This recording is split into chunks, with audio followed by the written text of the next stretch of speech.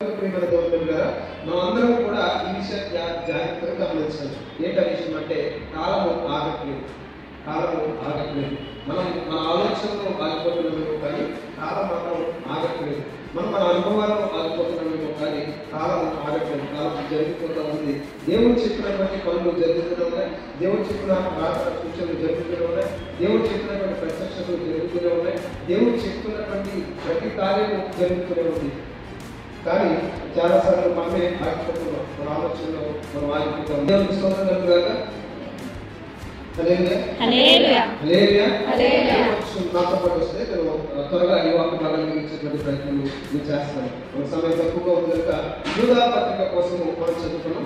యూదా పత్రికలో 21వ వచనాన్ని మనం చదువుకున్నటువంటి వాక్య భాగంలో ఈ విధంగా రాయబడింది. ఏమంటే, ప్రియులారా, మీరు విశ్వసించు అతి పరిశుద్ధమైన దాని మీద మిమ్మల్ని మీరు కట్టుకోవచ్చు, పరిశుద్ధాత్మలో ప్రార్థన చేయొచ్చు, నిత్య జీవాత్మైన మన ప్రభువు యేసుక్రీస్తు కనికరం కొరకు కనిపెట్టుచు దేవుని ప్రేమలో నిలిచినట్టు కాల్చుకొని ఉండి అని ఇక్కడ యూదా భక్తులు రాస్తూ ఉన్నాడు. కనుక ఈ విషయాన్ని యవనస్తులైనటువంటి మనందరికీ కూడా నేను జ్ఞాపకం చేయడానికి చాలా ఇష్టపడతా ఉన్నాను. ఎందుకు అంటే కారణం ముందు చెప్తాను, తర్వాత వాక్య భాగం చెప్పేటువంటి ప్రయత్నం చేస్తాను. ఒకరోజు నేను బండి మీద వెళ్ళిపోతా ఉన్నప్పుడు నన్ను చూసేసరికి ఖచ్చితంగా నేను ప్రస్తుతం అనేటువంటి ఆలోచన పక్క బండి వాళ్ళకి ఆలోచన కలిగింది. కాబట్టి వాళ్ళు పిలిచి నాకు అడిగారు, నేను ప్రస్తుతంలో అడిగాను. అవునండి, ప్రస్తుతం అన్నాను. ప్రస్తుతం అన్న తర్వాత వాళ్ళు బండి ఆపితే మేము మీతో మాట్లాడాలని సంబంధిస్తే అని చెప్పారు. సరే, బండి ఆపితే వాళ్ళు కొన్ని విషయాలు చెప్పుకుంటూ వచ్చారు. నేను ఆల్రెడీ ప్రస్తుతం వాళ్ళు నాకు సువార్త ప్రకటించబడే ప్రయత్నం వారు చేశారు. ఓకే, చాలా బాగుంది. ఒక రోజు ఒక సమాధానం నాకు ఫోన్ చేశారు. అడిగారు, బ్రదర్, నేను ఆల్రెడీ బాప్తిసం తీసుకున్నాను. నాకు కొంతమంది ఈరోజు ఎదురుపడ్డారు. వాళ్ళు నాకు ఇదేమి కొత్త సువార్త చెప్తా ఉన్నారు. నేను మరలా బాప్తిసం తీసుకోమని వాళ్ళు వెంటనే తీసుకోమని నాకు చెప్తా ఉన్నారు. నేను తీసుకోవాలా? వాళ్ళు చెప్తా ఉంటే ఎందుకో తీసుకోవాలని నాకు అనిపిస్తుంది. ఇది కరెక్టా కాదా అని ఇద్దరు అడిగారు. అప్పుడు నాకు అర్థమైన విషయం ఏంటంటే, ఖచ్చితంగా కొంతమంది వ్యక్తులు సువార్త క్రైస్తవులు చెప్పేటువంటి వారు వచ్చారు అనేటువంటి సంగతి నాకు అర్థమైంది. సువార్త అంటే రక్షించబడినటువంటి వారికి దాన్ని చెప్పడానికి సువార్త అంటాను. కానీ ఎవరు చెప్తున్నారు అంటే, నేను క్రైస్తవుని తెలిసిన తర్వాత, నేను చర్చకి వెళ్తున్నాను అని తెలిసిన తర్వాత, నేను ఒక సంఘంలో స్థాపించబడ్డాను అని తెలిసిన తర్వాత నాకు సువార్త చేసేటువంటి ప్రయత్నం చేశాను. ఎక్కువగా ఎవరిని నేను ఫోకస్ చేస్తూ ఉన్నాను అంటే యవనస్తుల్ని ఫోకస్ చేస్తూ ఉన్నారు. ఎందుకంటే యవనస్తులే లాజిక్ చెప్పి నమ్ముతారు కనుక, యవనస్తులే లాజిక్ కోసం ఆలోచన చేస్తారు కనుక, అందుకని యవనస్తుల మీద వారి యొక్క సువార్తను పొందేటువంటి ప్రయత్నం చేస్తూ ఉన్నారు. అందుకని ముగించేటువంటి యూత్ మీటింగ్ అంటే 2024వ సంవత్సరంలో మనం ముగించేస్తాం. ఇది ఆఖరి యూత్ మీటింగ్. అందుకని మన విశ్వాసాన్ని మనం కాపాడుకోవాలి. మనం దేన్ని పట్టుకుని ఉండాలి, దాన్ని ఖచ్చితంగా మనం కాపాడుకుని ఉండాలి. కనుక ఈ మాటలు నేను చెప్పడానికి చాలా ఇష్టపడుతూ ఉన్నాను. అయితే యోధా పత్రిక మనం చదివితే, యోధా పత్రికలో మొత్తం 25 వచనాలు కనిపిస్తాయి. అందులో అధ్యాయం లేదు, ఒకటే అధ్యాయం 25 వచనాలు మనకు కనిపిస్తాయి. ఈ 25 వచనాలు కూడా యోధా రాష్ట్రంగా తానే మొదటి వచనంలో ప్రకటించుకున్నాడు. నేను రాష్ట్రం ఉన్నాను, యేసుక్రీస్తు దాసుడైనటువంటి నేను ఈ యొక్క సువార్తను రాస్తున్నాను అని తను ప్రకటించుకున్నాడు. తను ప్రకటించుకుంటూ 3వ వచనానికి 4వ వచనానికి వచ్చేసరికి ఎందుకు రాస్తున్నాడు అనే విషయాన్ని కూడా ఎగ్జాక్ట్ గా తను రాశాడు. ఏంటి ఎందుకు రాస్తున్నాడు అని అంటే, కొంతమంది సంఘంలోకి చేరి సంఘంలోకి చొరబడి సంఘంలో కొత్త బోధ మొదలుపెట్టారు. వారు కృపను వ్యర్థం చేస్తూ కామాత్మక కొరకు ఆ యొక్క కృపను వాడుకుంటూ ఈ యొక్క దొంగ బోధను సంఘంలోకి చొరబొచ్చారు. అందుకని నేను మీ అందరికీ కూడా ఈ మాటలు రాస్తున్నాను అని చెప్పేసి ఇక్కడ ఈ యొక్క యోధా పత్రికలో రాశారు. ఆ తర్వాత 5వ వచనం నుంచి 16వ వచనం వరకు కూడా ఒకవేళ దేవుని చేత పట్టబడి దేవుని రక్షణ అనుభవించి దేవుని రక్షణలోకి నడిచిన తరువాత మనం వెనక్కి వెళ్ళిపోతే కనుక మనం ఖచ్చితంగా శిక్షణ పాత్రలో ఉంటాం అనేటువంటి విషయాన్ని వివరించడానికి దొంగ బోధను ప్రకటించినటువంటి వారి గతి ఏ విధంగా ఉండదు అనే విషయాన్ని ఈ యొక్క 5వ వచనం నుంచి 16వ వచనం వరకు కూడా అవి చెప్పడం జరిగింది. ఆ చెప్తూ ఆయన అన్నాడు, దేవదూతలు దేవుని యొక్క ప్రధాన దూతలైన అవి గర్వించినప్పుడు కింద పడిపోయేవి. బిలాము దేవుని యొక్క ప్రవక్త అయిన ఆయన దేవుని నిరాశపరిచినందుకు ఆయన పడిపోయాడు. అయ్యను దేవుడికి అర్పణ అర్పించినా కూడా ఆయన తన యొక్క స్థితిని విడిచిపెట్టుకున్నాడు. ఈ విధంగా చూసుకుంటూ పోతే బైబిల్లో చాలా మంది దేవుని దగ్గర ఉన్నటువంటి వారు వారి యొక్క రక్షణను విడిచిపెట్టి నాశనానికి కారణమయ్యారు. ఇలాంటి బోధలు ఈరోజు మన సంఘంలో కూడా ఉన్నాయి కనుక మీరు జాగ్రత్త పడండి, లేకపోతే మనం నాశనానికి కారణమవుతాం అనే విషయాన్ని ఈ 16వ వచనం వరకు రాయడం జరిగింది. ఆ తద్వారా 17వ వచనం నుంచి 23వ వచనం వరకు కూడా పరిశుద్ధంగా జీవించాలి, పట్టుదల కలిగి ఉండాలి, ప్రేమ కలిగి ఉండాలి, దేవుని ప్రేమ స్థిరపరచబడి ఉండాలి, ప్రార్థన జీవితం ఉండాలి, ఆత్మ కలిగించేటువంటి జీవితం ఉండాలి అని మనం ఏ విధంగా క్రీస్తులో స్థాపించబడాలో అనేటువంటి విషయాన్ని ఈ యొక్క వచనాల్లో మొత్తం మనం తెలియజేసే విధానాన్ని 15 నుంచి 23 రాస్తాం. తర్వాత 24 నుంచి 25వ వచనం కూడా ప్రభు వారి మహిమను మనం చూస్తాం. ఇది యోధా పత్రిక యొక్క వివరణ, మొత్తం వివరణ. అయితే మీకు ఒక విషయాన్ని నేను జ్ఞాపకం చేస్తాను. మీరు ఎవరైనా కొంచెం గట్టిగా చదవగలిగితే 4వ వచనాన్ని ఎవరైనా కోసం చదువుతారు. కొందరు రహస్యముగా చొరబడి ఉన్నారు, వారు భక్తిహీనులై మన దేవుని కృపను కామాతులకు దుర్వినియోగపరచుచు మన అద్వితీయ నాథులను ప్రభువైన యేసుక్రీస్తును విసర్జించుచున్నారు. దేవునికి స్తోత్రం కలుగుగాక. 3వ వచనంలో నేను చెప్పిన మాట ఏంటంటే, నేను చెప్పిన అనుభవమే మీరే చెప్పాను. నేను ఏదైతే ఈరోజు అనుభవించిన మీతో చెప్పానో అదే విషయాన్ని ఎవరైనా భక్తులు చెప్తున్నా ఏంటి అంటే, కొందరు రహస్యంగా చొరబడ్డారట. ఎక్కడికి చొరబడ్డారు అంటే క్రైస్తవులలోకి చొరబడ్డారు, సంఘంలోనికి చొరబడ్డారు. వీళ్ళు రహస్యంగా చొరబడ్డారు. వీళ్ళు పబ్లిక్ గా మనతో మాట్లాడారు, చాలా అందరి ముందు మనతో మాట్లాడడానికి ఇస్తున్నారు. వాళ్ళు మనం ప్రత్యేకంగా పిలిచి మనం ఒంటరిగా దొరికినప్పుడు మనతో మాట్లాడడానికి ఇష్టపడతారు. వాళ్ళు ఎలా ఇష్టపడతారు అంటే, వాళ్ళు చాలా సీక్రెట్ గా చెప్పి నేను దేవుడి కోసం చెప్తాను అని మిమ్మల్ని పిలుచుకుని మనం ఆత్మీయంగా మాట్లాడుకుంటే తప్పలేదు కదా అని కొన్ని విషయాలు మీతో పంచుకుంటాను అని చెప్పి మనకు స్పెషల్ కౌన్సిలింగ్ మొదలు పెడతారు. స్పెషల్ కౌన్సిలింగ్ మొదలుపెట్టి మనము ఎంతవరకు ఏది కరెక్ట్ అనుకున్నామో అది కరెక్ట్ కాదని బైబిల్ గ్రంథంలో నుంచే వారు నిరూపించేటువంటి ప్రయత్నము వారు చేస్తారు. నేను అంటాను, వారు పట్టుకున్నటువంటిది బైబిల్లో ఉన్నటువంటి ఒక సైడ్ చెప్పి మిగతా సైడ్ అంతా కూడా పక్క ద్రోవ పట్టించేటువంటి ప్రయత్నము వారు చేస్తూ ఉంటారు. ఇది ఈ యొక్క యోధా భక్తులు చాలా వేదన కలిగి, బాధ కలిగి ఈ పరిస్థితి చూసి తమ విశ్వాసాల నుంచి చేరిపోతున్నటువంటి, తమ యొక్క విశ్వాసాల నుంచి పట్టకపోతున్నటువంటి సంఘాన్ని చూసి ఈ మాట రాష్ట్రంలో మనలో కొంతమంది చొరబడి ఉన్నారు. ప్రియమైన యవనస్తులారా, జ్ఞాపకం చేసుకోండి, ఎప్పుడైనా మనం ఏదైనా మాట క్రీస్తు కోసం వింటున్నామంటే మనుషుల మాట కాదు, పరిశుద్ధమైన గ్రంథము మనకు కావాలి. చెప్పేది ఎలియాస్ అవ్వచ్చు, చెప్పేది మరి ఎవరైనా అవ్వచ్చు, వారి ఎవరి మాటలు మనకి ప్రామాణికం కాదు. మనకి ప్రామాణికమైనటువంటిది బైబిల్ గ్రంథం. బైబిల్ ఏది బోధిస్తే అది సత్యం, బైబిల్ ఏది బోధించకపోతే అది అసత్యం. ఒకవేళ ఎవరైనా వచ్చి బైబిల్లో లేని లాజిక్ మీకు చెప్పుకుంటూ, బైబిల్లో లేని విషయాలు మీకు చెప్పుకుంటూ ఇది సత్యమైన సువార్త, ఇది నిజమైన సువార్త, ఇది నిజమైనటువంటి భక్తి అని మనకు బోధిస్తే కనుక మనం ఖచ్చితంగా పొరపడుతున్నాం, మరి విశ్వాసాన్ని విడిచిపెడతాము. ఎందుకంటే ఈరోజు అపవాది దానము ఎవరి వైపు ఉంది అని అంటే యవనస్తుల మీద ఉంది, యవనస్తులను పట్టుకుంటున్నారు, యవనస్తులతో ఈ మాట మాట్లాడుతున్నారు. వారు ఎలా చొరబడ్డారంట? దొంగల వలె చొరబడ్డారంట. వారు దొంగల వలె తెలియకుండా చాలా సీక్రెట్ గా చొరబడ్డారు అని ఇక్కడ రాయబడింది. తర్వాత వాళ్ళు ఏం చేస్తున్నారు అంటే, కృపనట వారి నామాత్మత్వం కోసం వాడుకుంటున్నారు. వారు బోధకులు చెప్తారు, ఎగ్జాంపుల్కి బోధ చెప్తారు. కొంతమంది బోధకులు నిర్వచనకు వస్తూ ఉన్నారు. ఈ బోధ ఎలా ఉంటుందంటే, కృప అనేటువంటిది దేవుడు మనకి ఇచ్చింది. కృప అర్థం ఏంటంటే, మనం యోగ్యులము కాకపోయినా, మనకు అర్హత లేకపోయినా, మనం దాన్ని ఇచ్చుకోవడానికి మనలో ఏమాత్రం ఇస్తున్నంత కూడా మనిషి లేకపోయినా దేవుడు మనల్ని ప్రేమించి మనకి ఆయన అనుగ్రహించారు. ఇది కృప. అస్సలు మనం దాన్ని తీసుకోవడానికి యోగ్యులం కాదు, కానీ ఆయన మనల్ని యోగ్యంగా తీర్చి, ఆయన మనల్ని ప్రేమించి తనకు తానుగానే మనల్ని ప్రేమించుకుని దానికి ఇవ్వాలి అనుకున్నటువంటి దాన్ని కృప అంటాం. ఇది దేవుడు మనకు అనుగ్రహించినటువంటి కృప. అయితే ఈ కృప అనేటువంటి దాన్ని ఈరోజు చాలా మంది వ్యర్థపరుస్తూ యవనస్తులను తప్పుడు మార్గంలో నడిపిస్తున్నటువంటి వారు చాలా మంది ఈరోజు కనిపిస్తూ ఉన్నారు. ఏంటి వాళ్ళు చెప్పేటువంటి బోధ అని అంటే, వాళ్ళు ఏం చెప్తారు అంటే, కృప దేవుడు అనుగ్రహించాడు, దేవుడు కృపతో మనం రక్షించుకున్నాడు, కాబట్టి నువ్వు నేను ఏం చేయగలదు, మన బలహీనము, మన శరీరం బలహీనం, మనం ఎలాంటి పాపం చేసినా, ఎలాంటి తప్పు చేసినా దేవుడు మనం క్షమిస్తాడు, దేవుడు మనం రక్షిస్తాడు. ఆయన మనం కావాలనుకున్నాడు కాబట్టి ఆయన కృపలో మనం రక్షించుకున్నాడు అని చెప్తారు.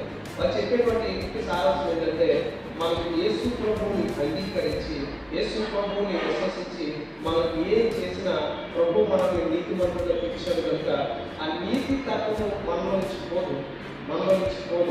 మనము నీతిమంతులుగా అలాగే ఉండిపోతాం. మనకి ఎన్ని పాపాలు చేసినా అవన్నీ కూడా దానికి కౌంట్ రావు. ఒకవేళ మంచి కార్యాలు చేస్తే ఈ మంచి కార్యాలన్నీ కూడా ఆ నీతికి యాడ్ చేయబడి మనకు మంచి బహుమానాలు పొందుకుంటాం అని చెప్పేసి రాస్తూ ఉంటారు. మీరు దేవుడు ఇలా చెప్పినప్పుడు మనకి ఎంత సంతోషం కలుగుతుంది అంటే, ఎంత ఆనందం కలుగుతుంది అంటే చాలా బాగుంటుంది. ఎందుకంటే దేవుడిని విశ్వసించిన తర్వాత మనం నీతిమంతం అయిపోయి పరలోకం ఫ్రీగా వచ్చేస్తుంది కనుక మనం ఎలా చేసినా కూడా ఏ విధమైనటువంటి బాధ మనకి లేదు.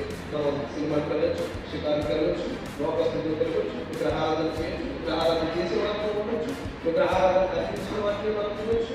ఈ విధంగా చాలా చాలా చాలా మనం అన్నీ చేసేయచ్చు. ఎందుకంటే మన మనస్సు ఎవరితో ఉంది? దేవుడితో ఉంది.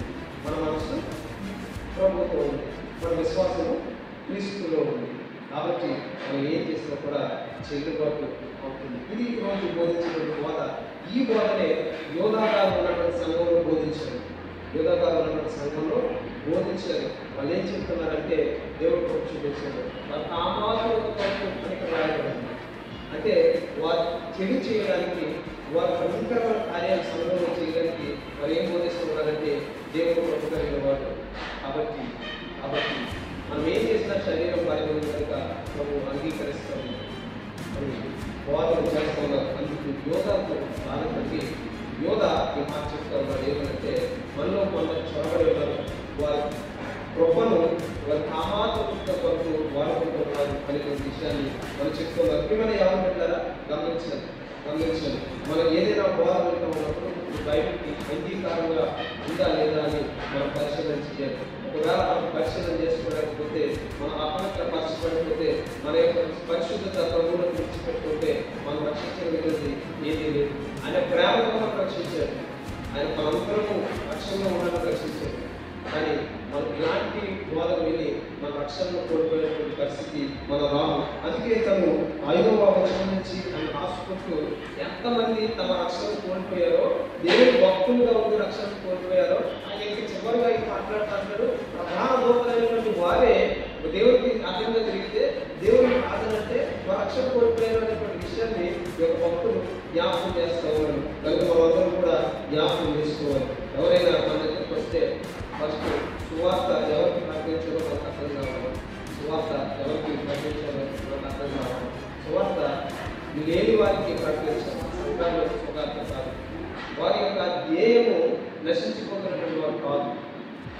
వారి ధ్యేయము నశించిపోతున్నటువంటి వారు కాదు. కాబట్టి ఎవరైనా దగ్గరికి వస్తే కనుక ఖచ్చితంగా ఈ విషయం కోసము మనం జ్ఞాపకం చేసుకోవాలి అనే విషయాన్ని మీకు జ్ఞాపకం చేసుకుని నేను ముందుకు వెళ్ళేటువంటి ప్రయత్నం చేస్తాను. ఈ కృప అనేటువంటిది దేవుడు మనకు ఇచ్చారు.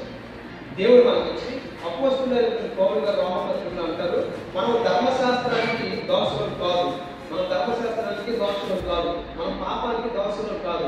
దేవుని కృప ద్వారా మనందరం కూడా రక్షించబడి ఉన్నాం. ఇది నిత్య జీవము ఇచ్చేటువంటి కృప. ఇది మంచి కార్యాలు మన చేసేటువంటి కృప.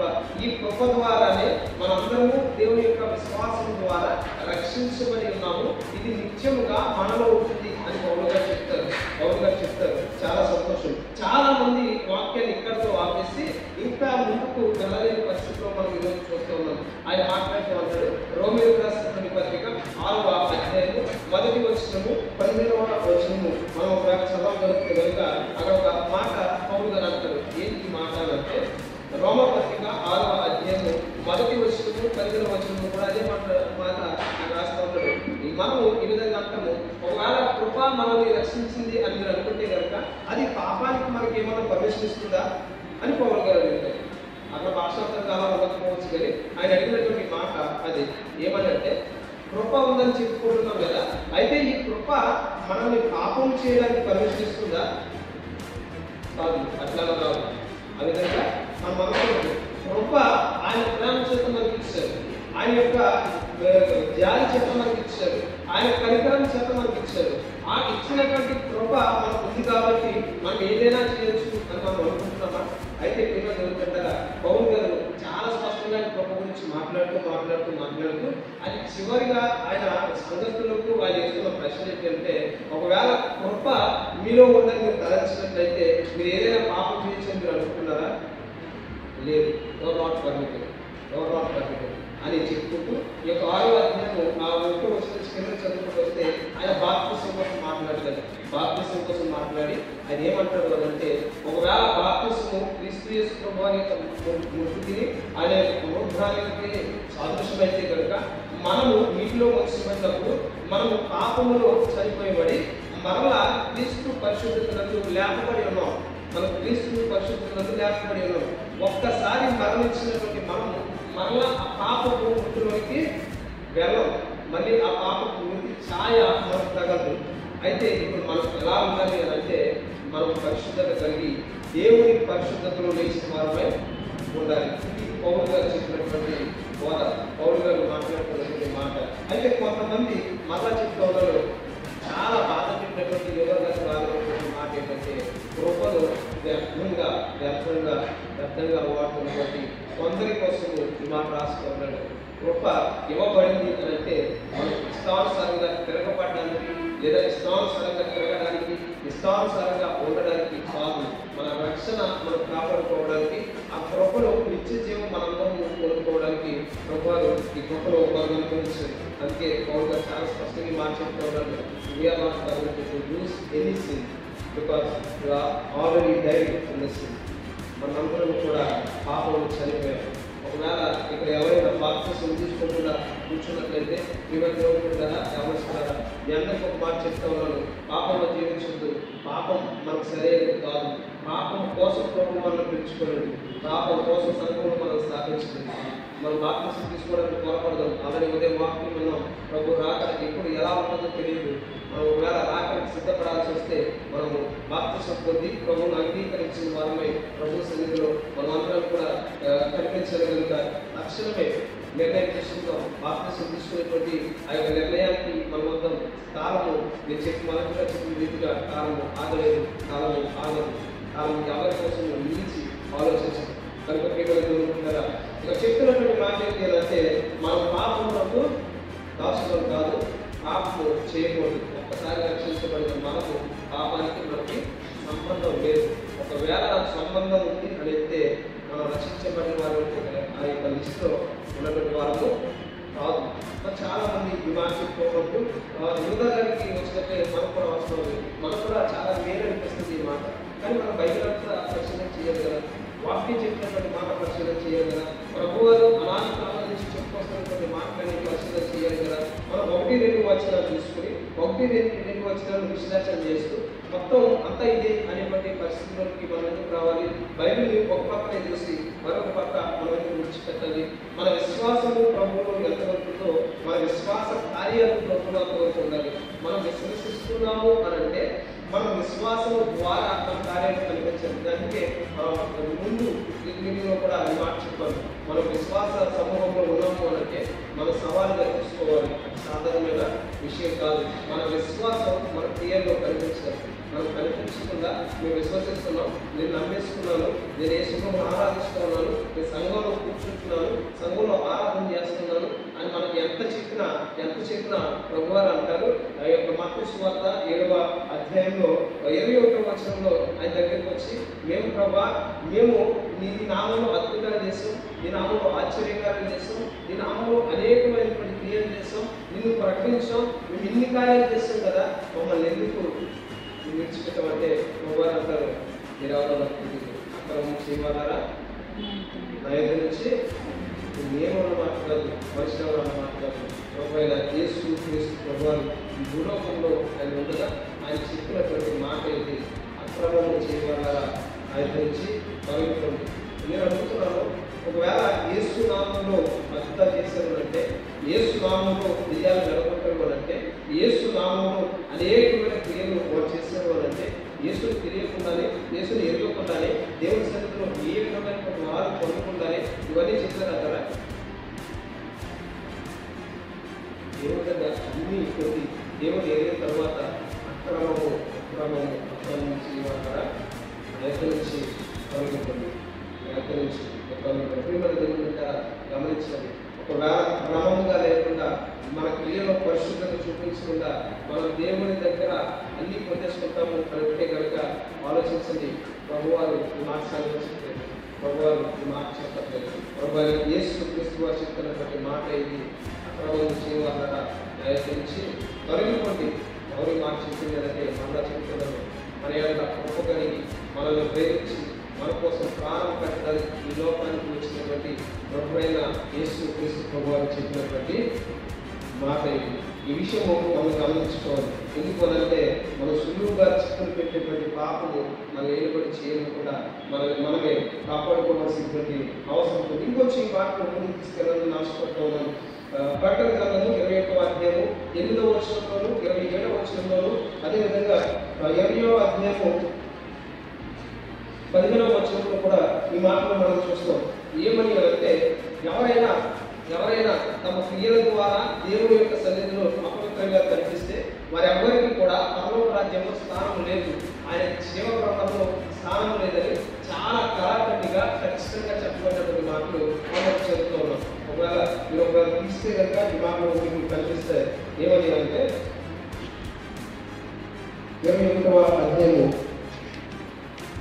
8వ వచనంలో రాయబడింది. తిరుగువారును, అవిశ్వాసులను, అసహ్యులను, నరహంతకులను, వ్యభిచారులను, మాంత్రికులను, విగ్రహారాధకులను, అబద్ధికులందరూ అగ్ని దండకములో మండుకొండలో పాలు పొందుదురు. అది 2వ మరణం. ఎవరైనా ప్రభు మాటను ధిక్కరించి ప్రవర్తన కలిగి ఉంటే వారందరూ కూడా మరణానికి పాత్రులు, నరకానికి పాత్రులు అని బైబిల్ గ్రంథం చాలా స్పష్టంగా చెప్తాం. ఆత్మ భక్తులు లేదా దేవుని దర్శనంలో దేవుడు కానీ ఏమాత్రం ఆలోచిస్తూ సంకోచిస్తూ కొద్దిగా బాధపడతారేమో, కొంచెం వేదన పడతారేమో, ఈ మాటలు చెప్తే వాళ్ళ హృదయాలు బాధపడుతాయేమో అని చెప్పేసి మెత్తగా చాలా సుఖమెత్తగా చెప్పేటువంటి ప్రయత్నాలు అక్కడ చేయబడలేదు. చాలా కరాఖండిగా చెప్పబడినటువంటి మాటలు మన పరిశుద్ధ గ్రంథంలో చెప్పబడినటువంటి మాటలు. మనము పరలోక రాజ్యము చేరాలి అంటే, నిత్య జీవంలో ఉండాలి అంటే మన విశ్వాసానికి తగినటువంటి క్రియలు మన ప్రభువుగా కనపరచాలి. అందుకే యాకోబు భక్తుడు రాస్తాను అంటాడు, ఆయన క్రియలు లేని విశ్వాసం మృతం, క్రియలు లేని విశ్వాసం మృతం. యాకోబు భక్తుడు రాసినటువంటి మాట. కనుక ప్రియమైన దేవుని బిడ్డలారా ఆలోచించాలి. ఎందుకంటే మనల్ని పాపపు గౌరవానికి ఎవరు నెట్టివేయకూడదు, మనల్ని పరిశుద్ధమైన బోధ నుంచి ఎవరు నెట్టివేయబడకూడదు. అందుకే ఈ యొక్క యోధా భక్తుడు అంటాడు, ఒక్కసారి అప్పగించబడినటువంటి అపోస్తలుల బోధ నుంచి మిమ్మల్ని మీరు తొలగించుకున్నటకు లేదా మిమ్మల్ని మీరు పక్కదాన్ని పట్టించుకోకుండా ఉండటకు మీరు పోరాడి అనేటువంటి మాటలు రాయబడటం. మనల్ని మనమే పోరాడాలి. మరొకసారి 21వ వచనంలో స్పష్టంగా ఒక వచనాన్ని మీకు చెప్పి నా మాటలు కొనసాగించిన ఆశపడుతూ ఉన్నాను. 21వ వచనంలో అంటారు, ప్రియులారా మీరు విశ్వసించు అతి పరిశుద్ధమైన దాని మీద మిమ్మును మీరు కట్టుకోవచ్చు. మీరు విశ్వసించినటువంటి దాని మీద, అతి పరిశుద్ధమైనటువంటి దాని మీద మిమ్మును మీరు పట్టుకోవచ్చు. ఈ మాట జాగ్రత్తగా ఎందుకు చేస్తున్నారు అంటే, దేవుడు మనకి చాలా ఉచితంగా కృపనిచ్చాడు. ఆయన ఇవ్వడంలో లోపం లేదు, ఆయన ఇవ్వటంలో ఏమాత్రం మనం సంకోచించవలసినటువంటి అవసరం లేదు, ఆయన ఇవ్వటంలో మనం ఆలోచించవలసిన అవసరం అంతకంటే లేదు. ఆయన చాలా ఉచితంగా మనకి ఇచ్చాడు. అయితే మనం కలిగి ఉన్నటువంటి ఈ విశ్వాస జీవితాన్ని, ఈ అతి పరిశుద్ధమైనటువంటి దాని మీద మనము లేదా మనము పట్టుకున్నట్టు మనమే ఇష్టపడాలి అనేటువంటి విషయాన్ని ఇక్కడ రాయబడతా ఉంది. ఈ విషయాన్ని మనం చాలా జాగ్రత్తగా గమనించాలి. మనలో చాలా మంది ఉన్నారు ఇది సద్దుకైన బోధ, సద్దుకాయుడు అనేటువంటి వారి బోధ ఏంటి అని అంటే, వారు అంటారు ఈ లోకంలో ఏది జరిగినా అది దేవుడి యొక్క కృప వల్లే జరిగింది, దేవుడి చిత్తం వల్లే జరిగింది. దేవుడు ఇలా చేస్తారు కాబట్టి మన వారు చెప్పేసి ఇప్పుడు లాజిక్ ఏమన్నదు. మీరు ఎక్కడ తోలుబొమ్మలు అంటారు, అది విన్నారా? అది తోలుబొమ్మలు అంటే వెనకాల ఒక మనిషి ఆడిస్తాడు, ముందుకి కదులుతూ ఉంటాయి. వీటి పాత్ర ఏమన్నది, అది పాత్ర జీవంలో ఉంది. జస్ట్ వెనకాల వాడు ఎలా ఆడిస్తే ముందు అలా ఆడుతూ ఉంటాయి. ఈ సద్దుపేద బోధ ఏంటి ఏంటంటే, వెనకాల దేవుడు ఉన్నాడు, ముందు మనల్ని ఆడిస్తూ ఉన్నాడు, మనం ఎలా ఆడినా కూడా మనకు తప్పేం లేదు, ఇది దేవుడు తప్పు అని దేవుడు చేసేటువంటి బోధ రాజైంది. కానీ ఇక్కడ భక్తులు శ్రమిస్తూ ఉన్నాడు, మీరు ఆ విశ్వాసాన్ని అతి పరిశుద్ధమైన దాని మీద కట్టుకోవడంతో మిమ్మల్ని మీరే ఏం చేసుకోవాలంట, ఏం చేయాలి, పట్టుకొని పరిశుద్ధాత్మలో ప్రార్థన చేయాలట. నిత్య జీవాత్మైన మన ప్రభువు యేసుక్రీస్తు కనికరం కొరకు కనిపించు దేవుని ప్రేమను నిలిచినట్లు కాచుకొని ఉండాలట. కాచుకొని ఉండాలి. మనం పట్టుకోవాలట, మనం ప్రార్థన చేయాలట, మనం నిలబడాలట, మనం కాచుకొని ఆ ప్రేమను కొనసాగడానికి ఉండాలట. ఇప్పుడు మాట్లాడుతున్నాం, దేవుని ప్రేమ మన యొక్క ఎప్పటికీ మారదు, ఎప్పటికీ మారేటువంటి అవకాశం లేదు. ఇప్పుడు ఆయన ఇచ్చినటువంటి రక్షణ మనకి ఆయన ఆల్రెడీ అనుగ్రహించేసింది, ఆయన అనుగ్రహించేసింది. మనందరం కూడా రక్షణ పాత్రలో ఉండాలని, రక్షణ పొంది ఆయన సన్నిధిలో ఉండాలని మనం తెలుసుకున్నాం. అయితే మార్చుకోవడం, జాగ్రత్తగా దాన్ని ముందుకు కొనసాగించడం, దాంట్లో నిలిచినతో ఎవరి బాధ్యత, ఎవరి బాధ్యత, ఆయనే బాధ్యత. ఆయన మారదు కదా, ఆయన మారదు కదా, ఆయన చిన్న లక్ష్యం అంటే ప్రభు బాధ్యత అని ప్రభు మీద మనం పెట్టి ముందుకు కొనసాగిపోవడం, అంతే కదా.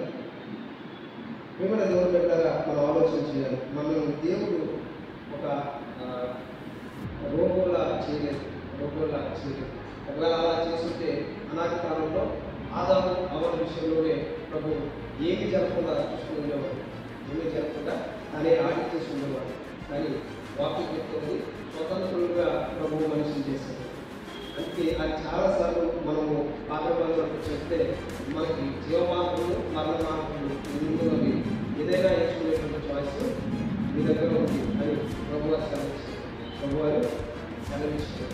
అయితే చాలాసార్లు మనం ఏం చేస్తున్నామంటే కీడు జరిగితే దేవుడి మీద, వేరు జరిగితే మన కష్టం మీద మనం పెట్టేసుకుంటూ, ఒకవేళ మంచి కనుక దేవుడి మీద కొన్నిసార్లు సాధారణ కూడా ఇందులోకి నిర్మాణం చేసుకున్నాము.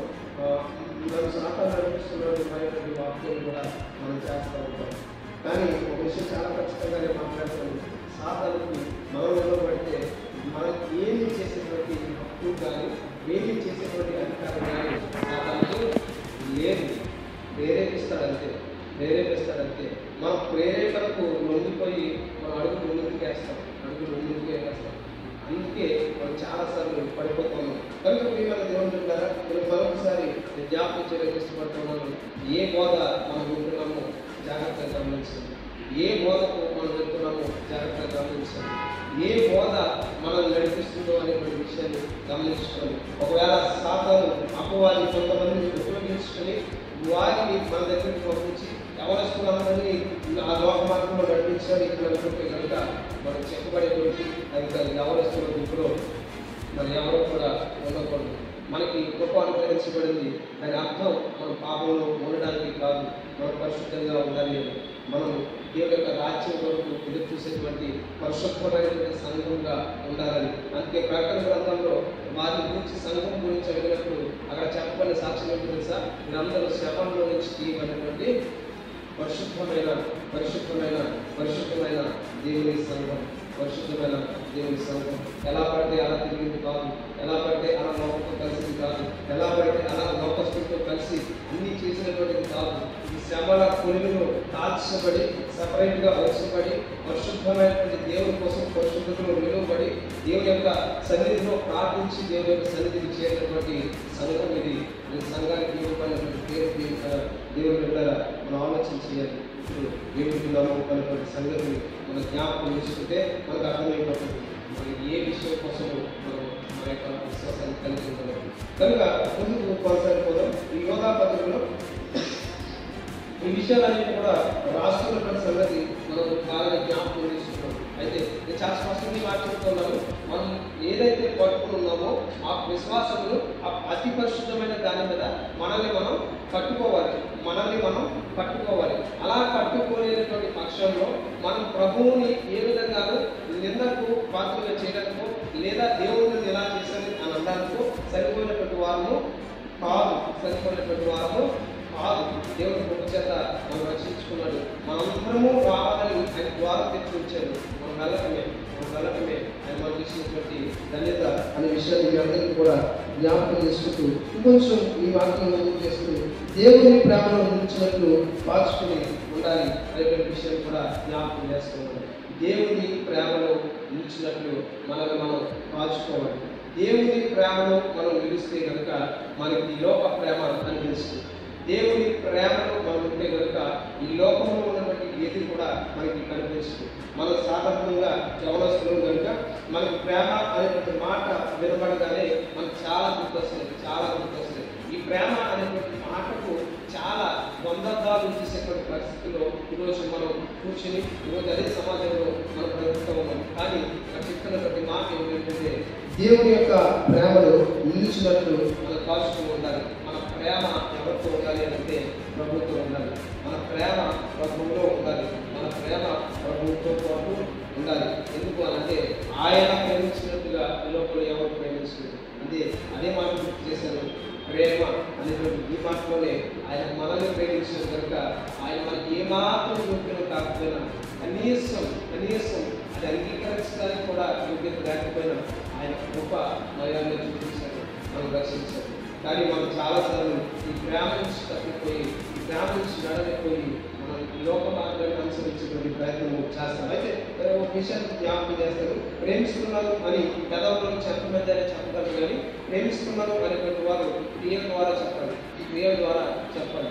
క్రియ ద్వారా చెప్పకుండా నేను ప్రేమిస్తున్నానని నీకు ఎన్నిసార్లు పలికినా ఆ ప్రేమకు అర్థం లేదు, ఆ ప్రేమకు అర్థం లేదు. మనం ప్రేమిస్తున్నాము అని అంటే కనుక దేవుని యొక్క ప్రేమలో ఉన్నాము అని అంటే కనుక దానికి తగినట్లుగా జీవించాలి. ఒకవేళ జీవించకపోతే దానికి మనం చెప్తున్నటువంటి మాటకి ఏ సంబంధం కూడా లేదు.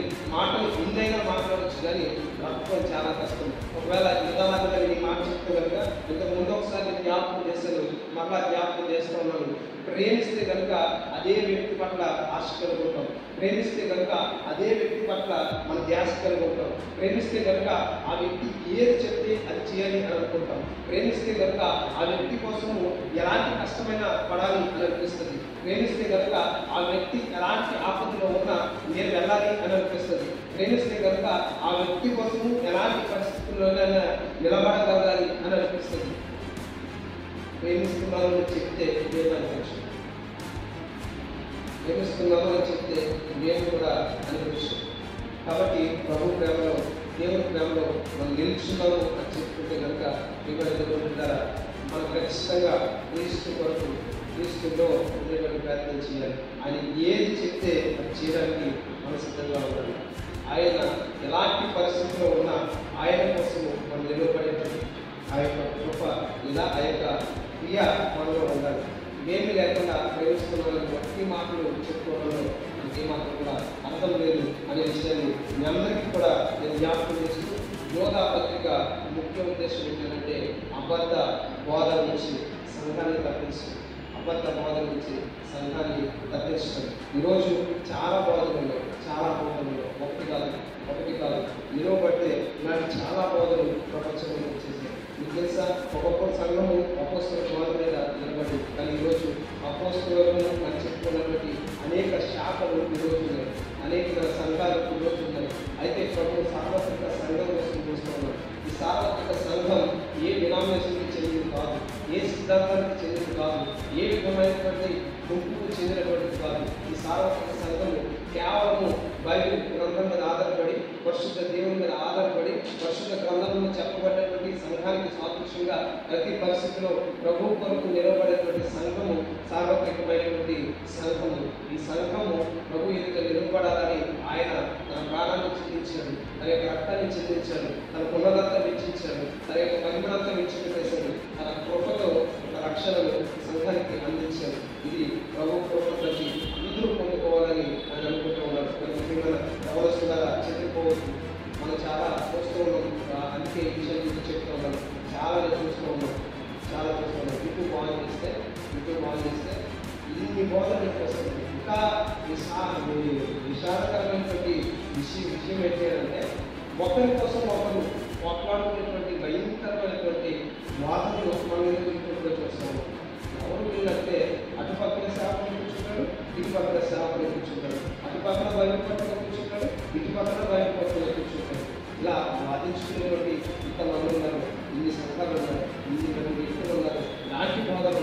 కానీ మనందరము విజ్ఞత కలిగిన దేవుని జ్ఞానం చేత నింపబడిన సార్వత్రిక సంఘ గౌరవంగా మనము వాక్యాన్ని పట్టుకుని ఉండాలి. వాక్యాన్ని పట్టుకుని ఉండాలి. మరలా శిక్షణను బోధించేది నియాసరైనా బోధించేది మరి ఎవరైనా వాక్యాన్ని పూర్వంగా లేకపోతే అది తప్పు, ఖచ్చితంగా తప్పు, 100% తప్పు. ప్రభు వాక్యం వింటున్నది ఏది కూడా మనలో ఉన్నటువంటి యొక్క ప్రేమ ఆలోచిద్దాం. దేవుని యొక్క పరిశుద్ధతను కాపాడుకుందాం, మనలో కాల్చుకుందాం, దేవుని నిలబడడానికి ప్రయత్నించడం. ఎలాంటి పరిస్థితి అయినా మన యవన కాలంలో సాధనకు చోటు ఇవ్వకుండా పరిశుద్ధతను నిలబడి పరిశుద్ధమైన సంఘంగా దేవుని దగ్గరికి చేరేంత వరకు కూడా ఇదే విశ్వాసాన్ని మనం కాపాడుకుందాం. అతి కృపాక్షేమాన్ని దేవుడు మనందరికీ అనుగ్రహించుగాక.